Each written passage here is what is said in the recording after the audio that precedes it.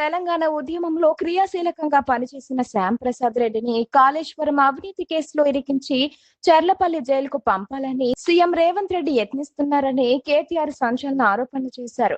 రాష్ట్ర ప్రయోజనాల కోసం గలమెత్తుతున్న తనపై నిరాధారమైన ఆరోపణలు చేస్తున్నారని శ్యామ్ ప్రసాద్ రెడ్డి కన్నీరు మున్నీరయ్యారని కేటీఆర్ పేర్కొన్నారు. తెలంగాణ రాకముందే రిటైర్మెంట్ తీసుకున్న వ్యక్తిపై కక్షపూరిత రాజకీయాలకు పాల్పడుతూ అవినీతి మరకలంటించడం దారుణమని ఆయన మండిపడ్డారు. రాజకీయ కక్ష సాధింపులో భాగంగానే శ్యామ్ ప్రసాద్ రెడ్డిని వేధిస్తున్నారని, ఇది ప్రజాస్వామ్యానికి మంచిది కాదని కేటీఆర్ హెచ్చరించారు.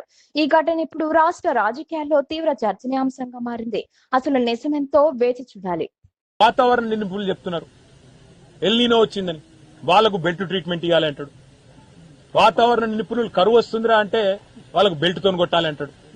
శ్యామ్ ప్రసాద్ రెడ్డి గారు పాపం ఎంత ఘోరం అంటే వాళ్ళు నేను ఉదయం మాట్లాడిన శ్యామ్ ప్రసాద్ రెడ్డి గారు, అన్నా మీరు మీ కళ్ళలో నీళ్లు తిరుగుతుంటే మాకు మంచిగా అనిపించలే అన్న, మీరు మాతో తెలంగాణ కోసం కొట్లాడిన వాళ్ళు ఏమనుకోక శ్యామ్ అన్న, ఈ ముఖ్యమంత్రి ఇట్లా మాట్లాడినందుకు ఆయన తరపున రాజకీయ వ్యవస్థ తరపున ఇంజనీర్లుగా పనిచేసి ప్రభుత్వ ఉద్యోగులుగా పనిచేసి నిజాయితీగా పనిచేసిన మీరు బాధపడడం నాకు బాధ అనిపించింది శ్యామ్ అన్న అని చెప్పి ఫోన్ చేస్తే ఆయన ఒకటే మాట అన్నాడు, అన్న ఆయనకు తెలియదు కావచ్చు, నేను తెలంగాణ ఉద్యమంలో ఉన్నోన్ని, తెలంగాణ రాకమునిపై రిటైర్ అయినోన్ని, నన్ను పట్టుకుని కాళేశ్వరం ప్రాజెక్టు లేదు అవినీతి జరిగింది అలా నువ్వు కూడా ఉన్నావు, నువ్వు చెర్లపల్లికి పంపుతా అంటే బాధ అనిపించిందన్న, నిజాయితీగా బతికినోన్ని అట్లా అవమానకరంగా నన్ను నేను రాష్ట్ర హితం గురించి మాట్లాడుతుంటే, రాష్ట్ర ప్రజల ప్రయోజనాల గురించి మాట్లాడుతుంటే బట్టగాల్చి మీదేస్తే బాధ అయిందన్న అని చెప్పి ఆ పెద్ద మనిషి దాదాపు 70 ఏళ్ల పైన ఉంటాడు, ఆయన కళ్ళనీళ్లు పెట్టుకుంటే నిజంగా గోస అనిపించింది.